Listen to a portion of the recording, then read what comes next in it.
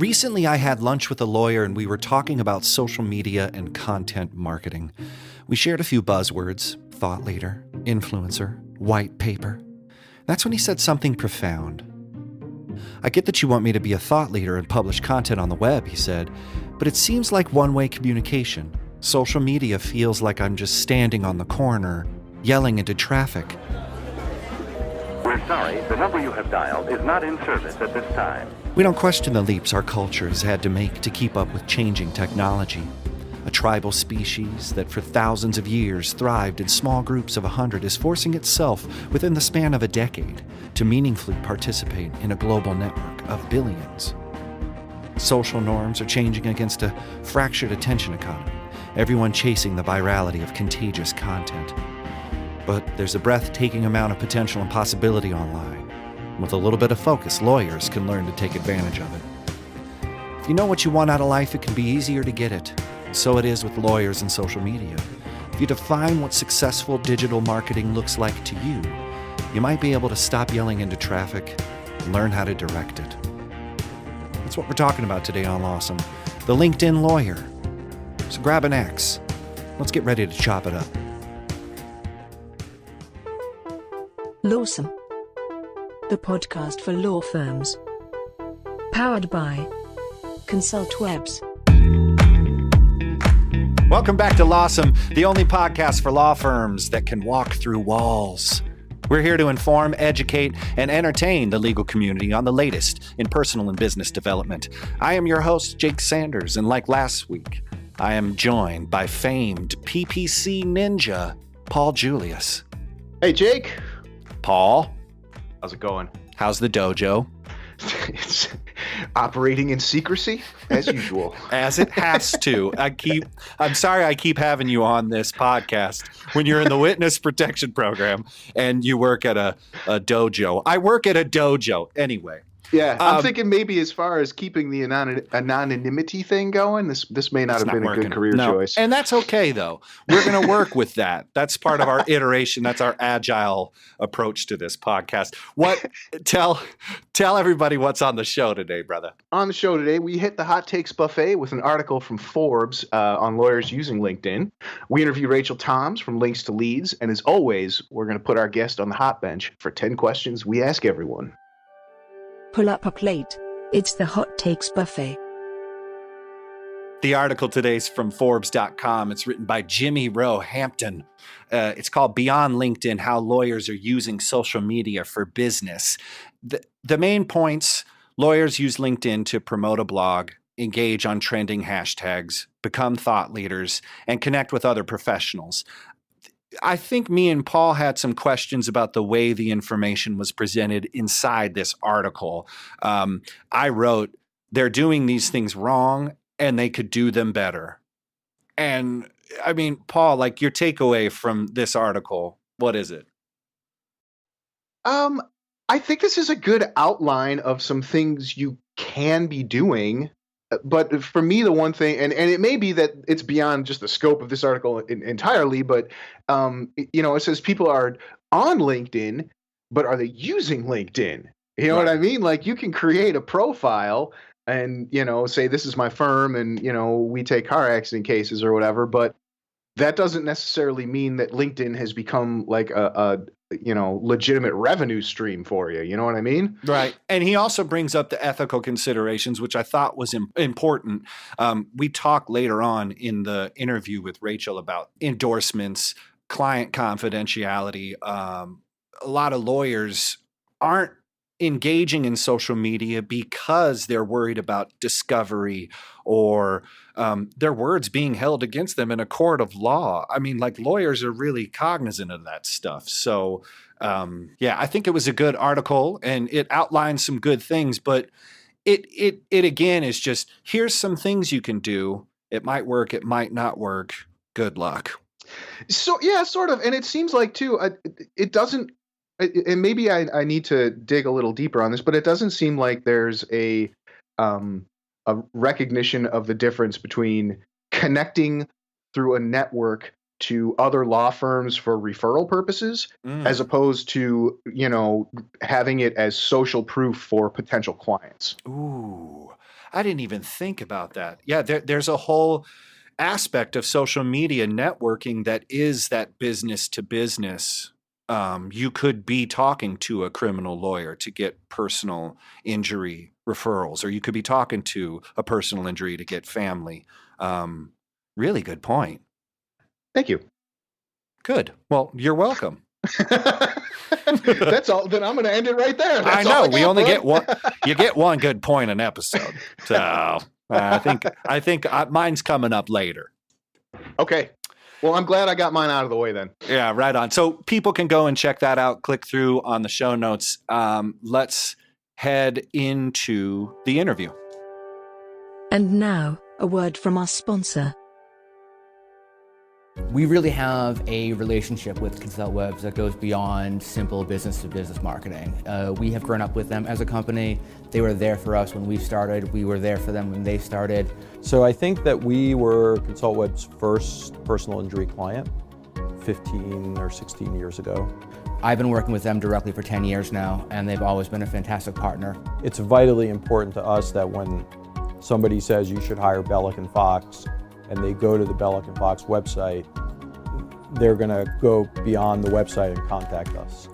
They understand storytelling, they understand technology, they understand a website isn't just text on a page, it's how you create an expectation for what that means to work with us. When we get a case, they are very excited in a really genuine way that I think reflects the fact that they sort of view their success tied to ours. So that's why we've continued to use them. I've never had anything but praise for how they've been able to market our website. Go to consultwebs.com to learn more.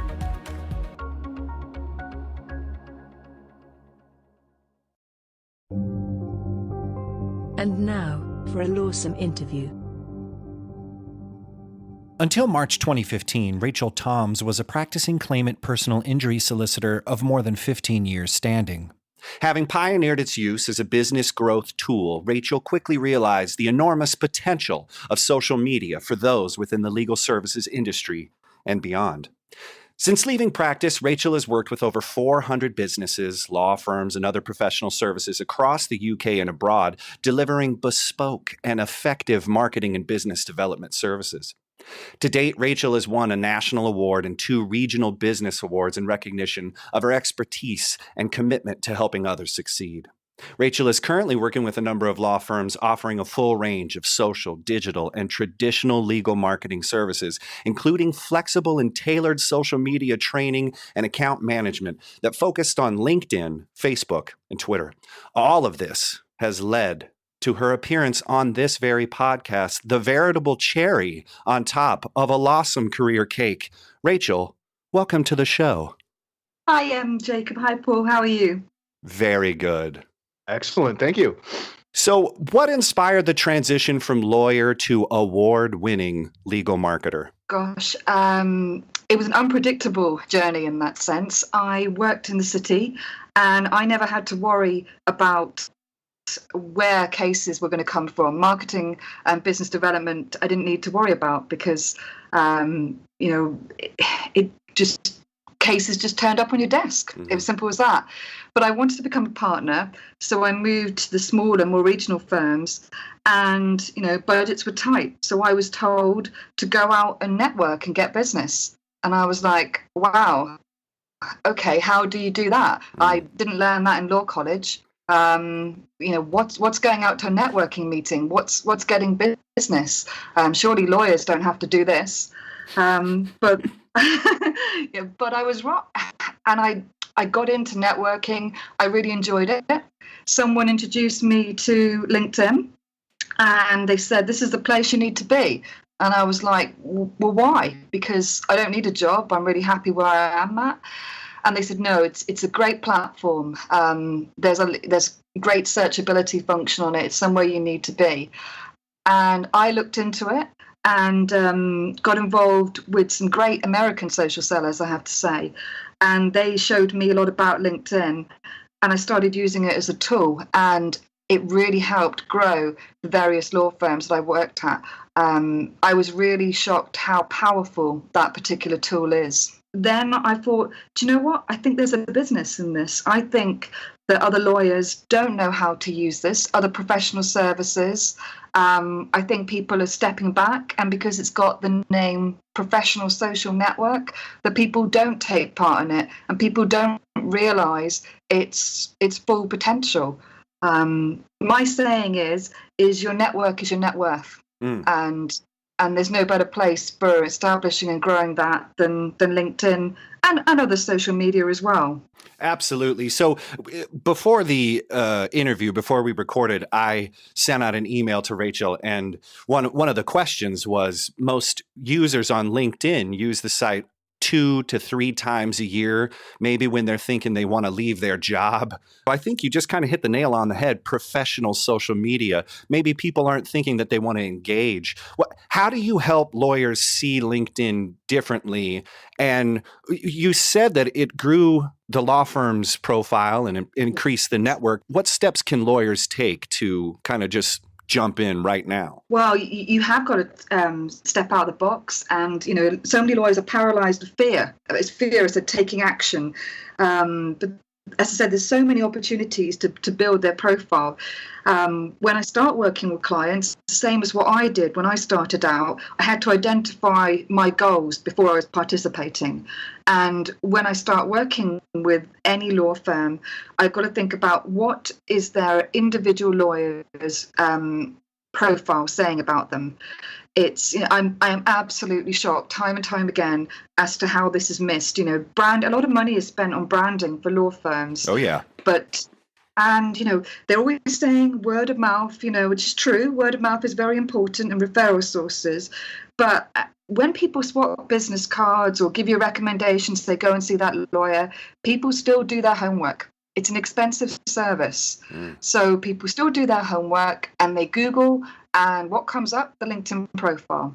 So I could tell you now, so many lawyers are losing business from having substandard LinkedIn profiles.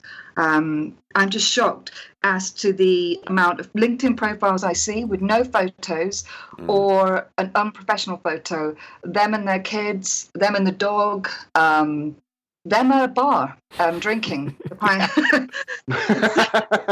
It's like, wow. Would this be on your website? No, it wouldn't. This is it's the front door to your law firm very often. And so many people don't even choose to open that front door because what they see is really scant, no detail, no compelling reason for somebody to pick up the phone or connect with them on LinkedIn or engage with them. But for them to see why.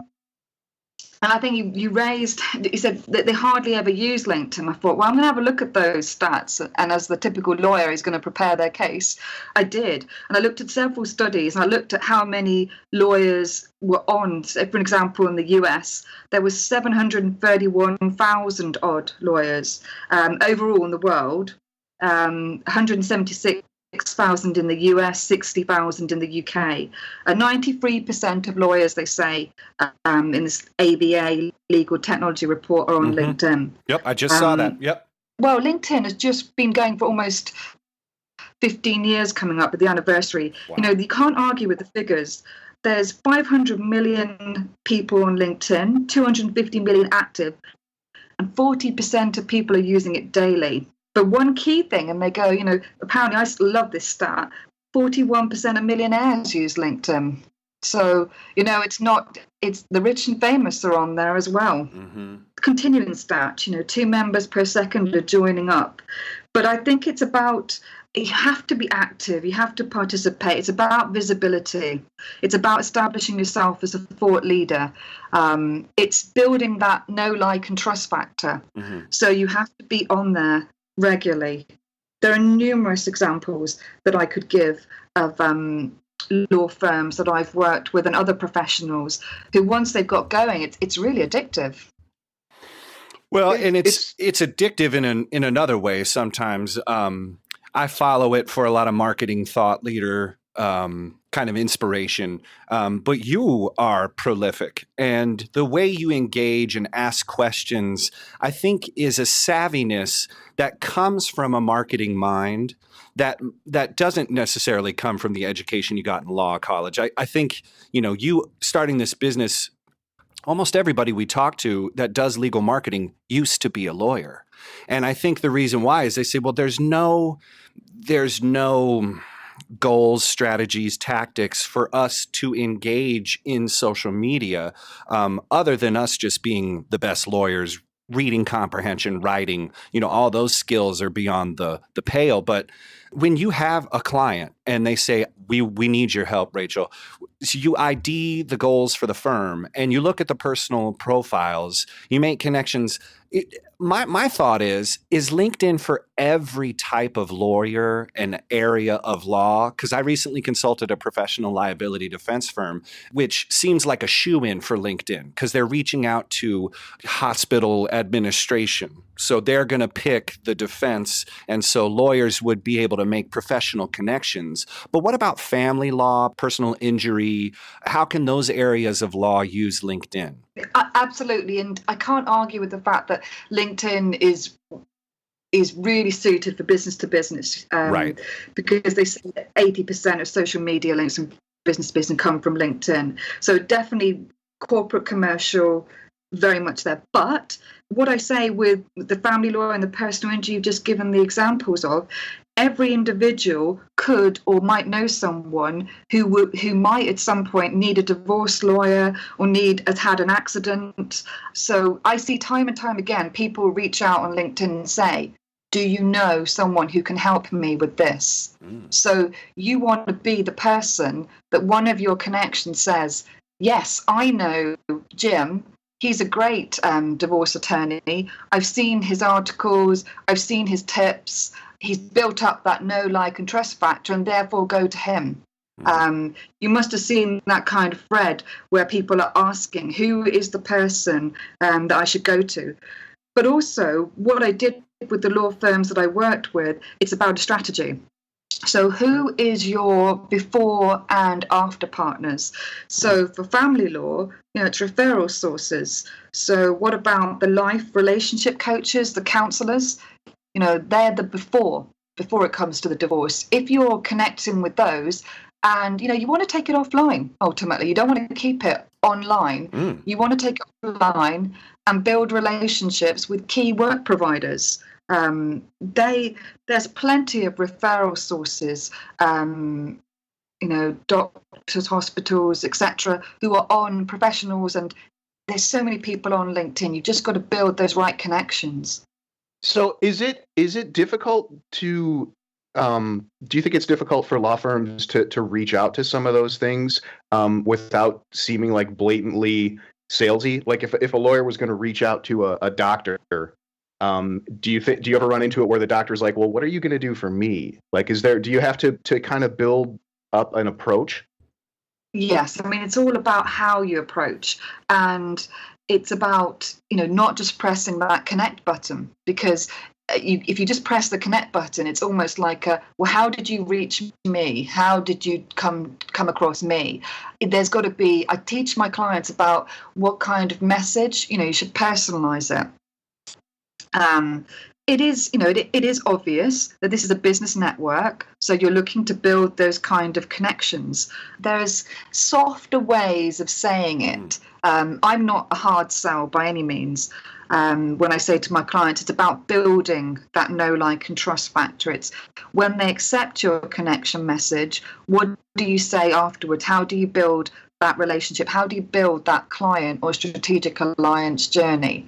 And ultimately, you want to get it to a phone call or a coffee so that you can talk about how you can work together. And I guess that's kind of the beauty of LinkedIn and Facebook and stuff like that, is that it's a little more low pressure. I mean, it's a social network. It's not like you're cold calling somebody, So you definitely have an opportunity to make that connection and just be like, okay, well, now we're part of a network. It's not necessarily like I'm going to be calling you every Monday to see if you got anything for me. Yeah.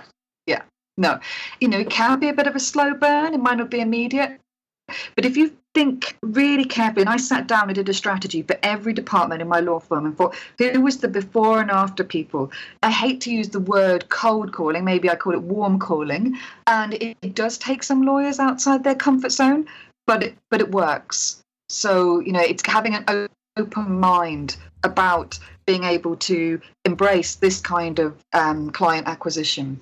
One thing I wanted to ask you about, when we were talking earlier about how many, the statistics, the numbers of how many people and law firms and lawyers are on LinkedIn, is that and Jake and I were talking about this a little bit too, is that being on LinkedIn and using it properly are kind of two different things. And I think you touched on that, where you see like there's, the profile doesn't look professional. What we run into a lot is this idea of consistency. And you talked about it before, where, it's almost an extension of your web presence. And so I really think that consistency is the key to like a social media presence. So, do you suggest lawyers or law firms outsource their social media? That's going to be a bit of a biased question for me to answer, but absolutely. I did fit it in my working time, and I do train lawyers about how you can fit it in. If you've only got 5-10 minutes a day, what are you going to do? Because I have my billing targets to work to, but I was able to show that my time on LinkedIn and social media was generating work. A lot of lawyers that I've worked with in terms of doing marketing, I'm really shocked as to how they don't know where their client inquiries are coming from. They don't have records. It's really surprising, and that's a really important foundation to have, to know that. But yes, it is about being consistent. Who's got time? Suddenly, when's the best time? If you're looking into your social media insights, when is the best time to be posting? If it's lunchtime and you're in a court case between 12 and 1, you're not going to stop it and go, hey, stop, I've got to post something on LinkedIn now because this is the optimum time for my connections to see what I'm doing. Right. It's not going to happen. And also, it does take time to think about what to post. And you raised a good point. It's about engagement, questions. Myself and my team, we really sit down and think, what's going to be engaging? That's going to make our connections comment and talk maybe a bit of controversy. But what is going to get people talking? Because the more people talk, then the LinkedIn algorithm is going to pick up and post it to far and wide in terms of your particular post. We also search the internet. You've got to look for what relevant articles are there that you can comment on, because it can't be just a me. We've got a 10% off on a Wills package today or something like that. There has got to be general things, and doing all that takes up a fair amount of time. Lawyers should be left to be able to concentrate on their fee-earning work, and the other types of marketing can come in and support them. So I have a question about outsourcing social media in regards to who handles social media. Mostly when I'm consulting people or I'm talking to other business owners, I talk to somebody, they own an organic canned food company. And I said, well, who does your social media? And she was so excited. She's like, well, we got this really young girl. She's 25. Right. And I was like, that was the end. She's 25. And I'm telling you, I've worked with other law firms where they're ecstatic to have a teenager running their social media just because it's thought that maybe this person knows more than I do, which is nice. A nice moment for really smart people to outsource something and say, look, I'm probably dumb here. Let's just give it to the kid. But if we're outsourcing our social media, how do you help? Do you experience that same thing? Are people handing the keys to social media outsourcing to the youngest person? They are, aren't they? Yeah, it would be, the trainees doing it because they're young and therefore they know social media and we don't, or something like that. They're another generation and they understand that. But the real issues, and this is so dangerous, particularly for lawyers, is the ethical guidelines. Yeah. As a social media platform, you are putting out your activities and potentially your mistakes in public. So, and taking that back. And like I said, people are using social media to research and carry out background checks on people before they deal. And then if the language isn't correct, it's just one one sentence, one post could be so damaging. And one of the points of using social media is to establish thought leadership. So are the youngest trainees, with all respect, the ones with the knowledge? No. So, and engaging, no, absolutely not. I mean, but it's also thinking about, has your law firm got a proper social media policy enforced, and has it been circulated amongst all the staff? Because you do need a belt and braces approach. If you are choosing to outsource social media, just be very clear. Look at all the ethical guidelines. Make sure you have strategies in place from a business level, administrative level, and then that can branch out. I think it's really important to understand.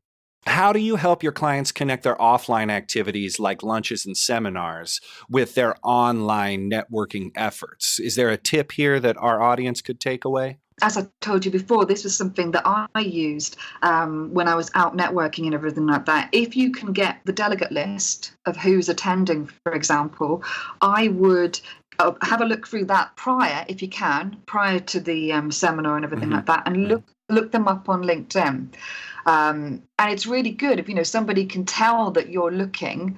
You might get some really useful tips, like they're a marathon runner, or you might get something that can help you open up a conversation, because people buy people.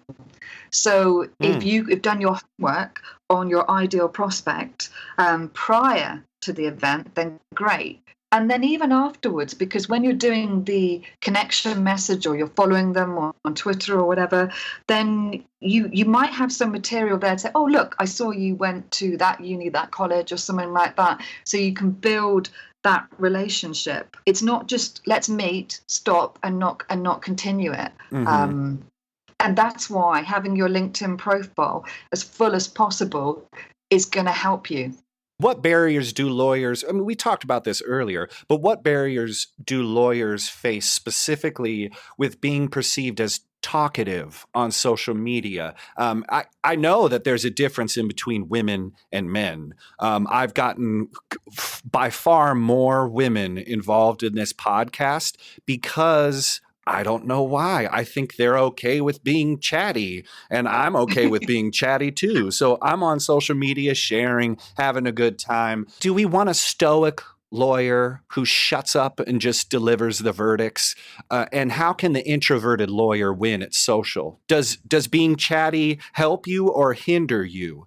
That probably goes back to the question of outsourcing. I mean, I don't know. Do you know what the problem is with LinkedIn? I don't see many people happy to talk about themselves, happy to talk about the cases they've been involved in, happy to talk about their achievements. I don't know whether it's the British are quite reserved. There aren't many who are out there constantly talking about these kind of things. So I think you're right. It's an underutilized platform that could really be used to your best advantage. But if you are not the outgoing person and feel comfortable with doing that, then clearly outsourcing is going to be your best bet, because somebody else can write about your achievements, can sing about how good your business is and why people within the local community need to come and engage with you and your firm and everything like that. Also, if you're a shy lawyer, are you any good at writing? Are you good at blogging? That, LinkedIn publishing is a huge platform. And that was something that I did with the law firms I worked with, is that we were publishing regular blogs on that platform, and that got us clients. So we were able to establish thought leadership there through writing regularly. That, again, is such an underutilized platform. Yeah. Well, and I think you're hitting on the nose here. Lawyers, there's ethical considerations, client confidentiality, ways that maybe they could step on their own toes. So they just think that it's better to not say anything. So it's good to say, well, what are your strengths? Can you get all of your mentation into a good blog post that drives, relevant questions that your audience is searching for? It all makes perfect sense. So when you have your clients and you've worked with them and you train them, me and Paul, we were talking about this before. There was a news article we talked about before this interview. Paul, what was your question in regards to that? What it was going more to was about like this, talking about being talkative. and about being social and using social media to not just blast your advertisements. And Rachel, you talked about this before, but I wonder if you could give a little bit more in depth on that, because we're talking about this ethical stuff. We're talking about not giving it to the teenagers. There's a certain level of kind of social proof. Like, I'm looking for somebody I want to work with. Is this person cool? Like, are they going to be someone I can deal with? And we're trying to pick up these cues from wherever we can, LinkedIn, Facebook, whatever.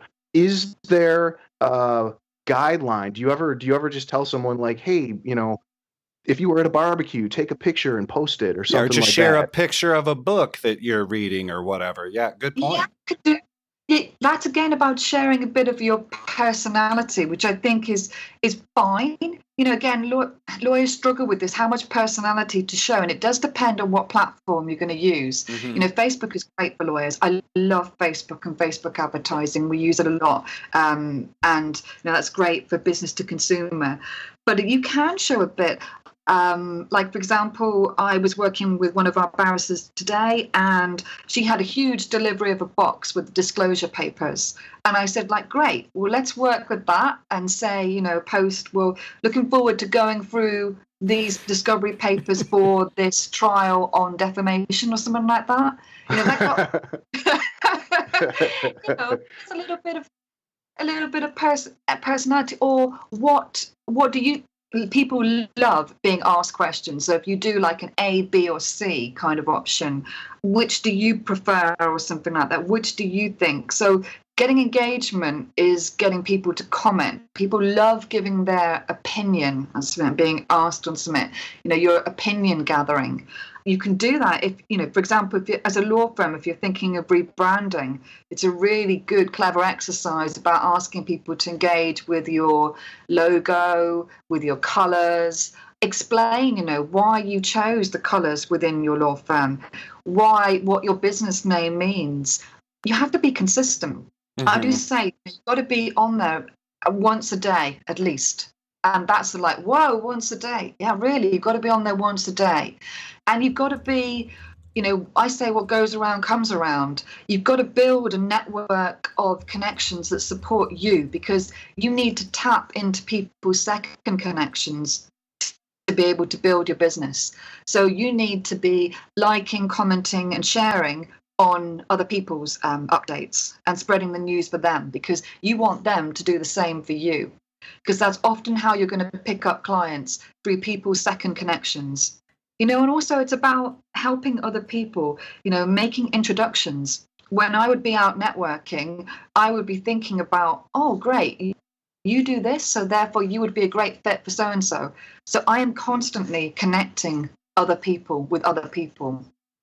And that definitely comes around. I mean, there's no question about that. And I also think it goes back to what we were talking about earlier, that, you can't have, some intern just doing this. They can't be answering and commenting on people's stuff, sharing relevant articles. It's just, going to be beyond their training at that point, Definitely. And that's why if you're going to work with a marketing agency, you need to look at them as well. And cheap isn't always the best. You might think, oh, great, this is really cheap. You need to invest. You need to invest in marketing. So if you want to grow, your business, you need to invest in quality.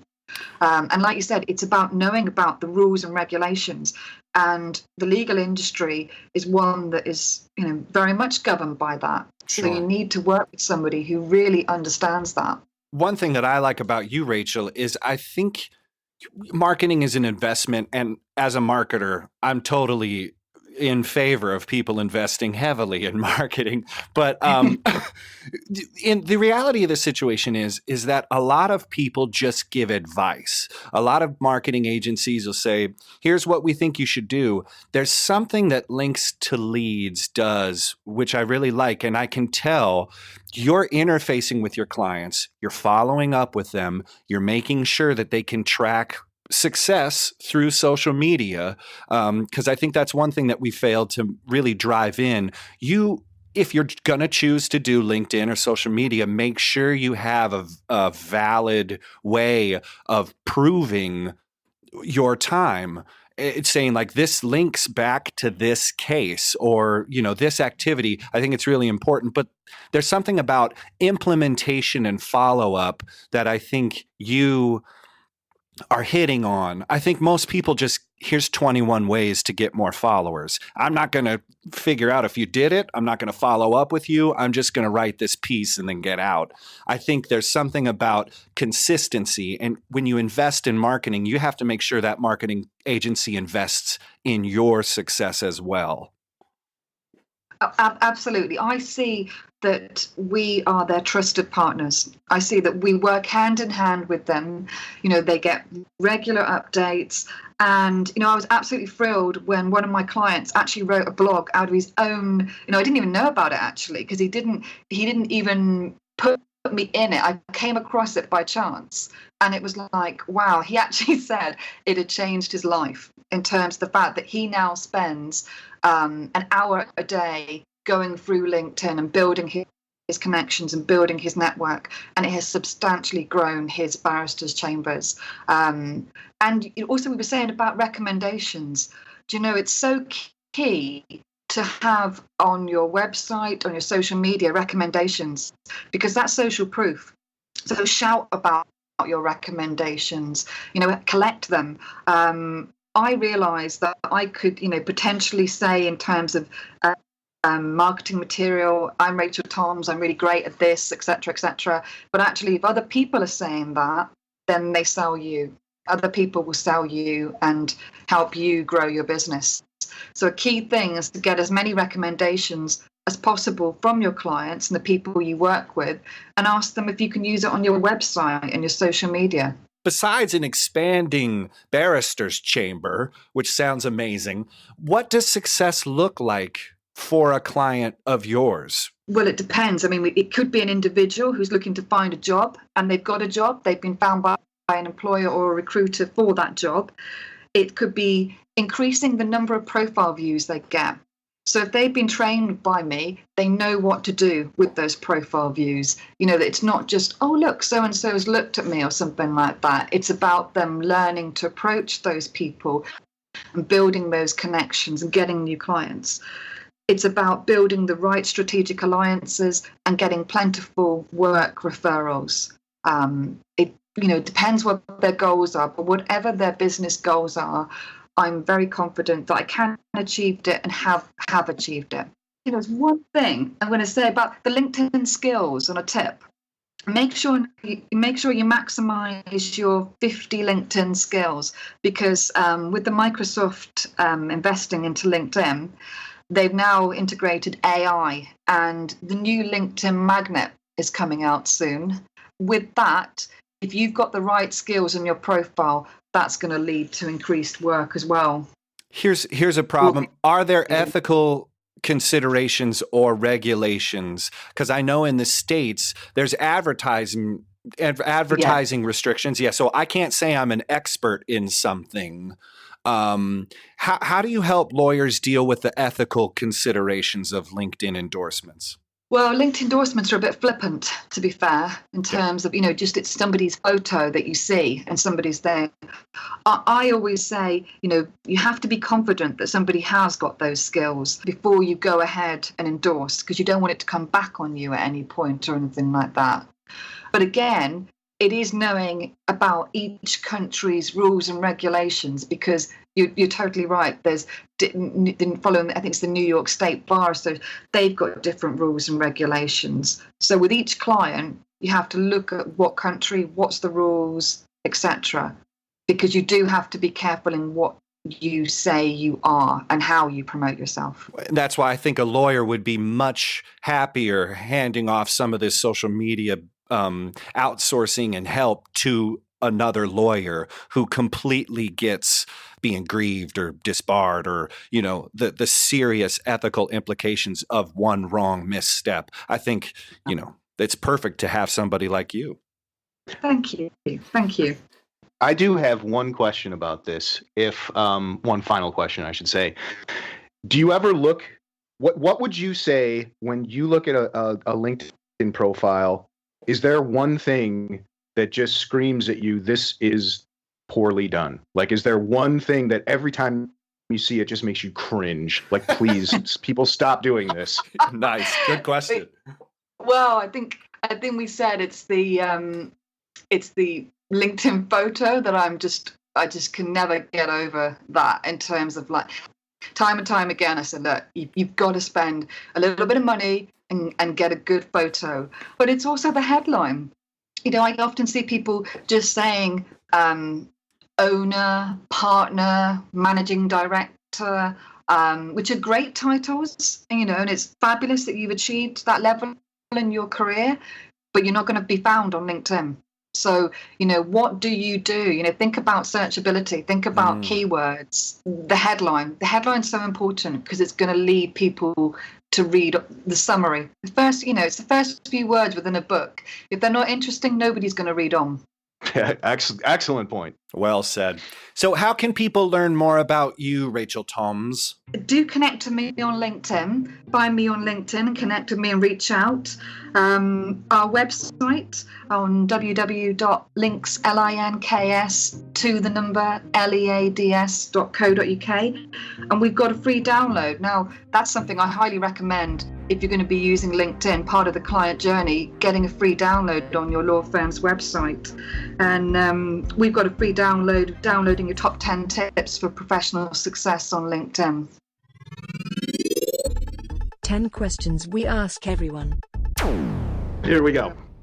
Number 1, what was the last book you read? It was Law Firm Growth. It was a book on law firm growth. But then we could have the history book, which was Philippa Gregory, The Last Tudor. I like a bit of history. Nice. Excellent. Number 2, what's your best habit? I'm a perfectionist, being totally organized. Yeah. Excellent. Excellent. Number 3, Facebook, Twitter, Snapchat, or none of the above? Oh, gosh. Personally or professionally? Ooh. Up to you. See, it would be none of the above because I'm obviously going to be a LinkedIn girl. Facebook, no, I don't really venture there, only on business. And Twitter, I don't mind Twitter, but yeah, none of the above. I'm curious about this next one. Number 4, coffee or tea? Absolutely tea. I hate coffee.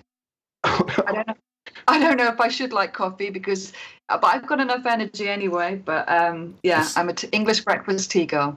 I was gonna say it's a nationality thing, right? Totally. Yeah, absolutely. Okay, number 5. What is your favorite place? By the sea. I love the sea, so it's nice. By the sea, I guess. Nice. Number 6. Is Keanu Reeves a good actor? No. Oh, dang. Jake, the hate is real. I'm sorry, so real. I'm sorry. It's a horrible question. Just about everybody we've asked this question is like, hell no. If we would have asked Judi Dench, it would have been a longer conversation. Totally. Okay, number 7. What was your first job? Well, I was a solicitor, I guess, but before that, I've done some other jobs. But I was a trainee solicitor. But I did do some retail jobs, I guess. So I'm trying to think. Yeah, I did a newspaper round when I was about 16. Yeah. Nice. Yeah, I had a paper out too. Yeah, absolutely. Okay. Number 8. What is a skill you have outside of your current occupation that you incorporate into your work? It's people skills. I was saying about, it's about connecting. Skill. I'd say cleanliness, but that's not a skill. Well, it is a skill, though. Sure, it is. I've seen some unskilled. I've seen some unskilled people. Yeah, organized. I think the soft. You mentioned the soft skill. I like that. Yeah. For sure. I mean, it's not easy. It's not easy to network and introduce yourself to people and anything like that. Okay, number 9. What sites, blogs, or newsletters do you regularly check in with? I really like Simon Sinek. I really like the why, finding out the why behind everything like that. I really like his kind of things. Pinterest is I've been checking Pinterest out for quotes. And I like inspirational quotes. I didn't know if it was a bit woo-woo, but I did my vision board, and that needs to go up, but I did it as a secret Pinterest board, and that's got a few mantras on there about things that I want to achieve and where I'm going to go. So I'm really focused. I'm launching business number 2, which is Orion Legal Marketing. That'll be launched in the new year. But I had to mention, obviously, links to Leeds right now. But no, drop references by all means. Oh yeah. we'll have you back on. You can talk about that one. Yep. Okay, here we go. Number 10. We've made it. After a long day or a long week at work, how do you relax and unwind? Bath. Great. Nice. Bath bomb. Yeah, candles, bath. Light, yeah. Chill out. Excellent. Yeah. Cool. All right. Well, that's 10 questions. Thank you for playing along, and thank you for being a good sport. Thank you very much. Thank you, guys. For show notes, links, and info, go to www.consultwebs.com/lawsomepodcast. Be sure to leave us a review and rating in iTunes or wherever you find the you listen to. Until next week, stay lawsome.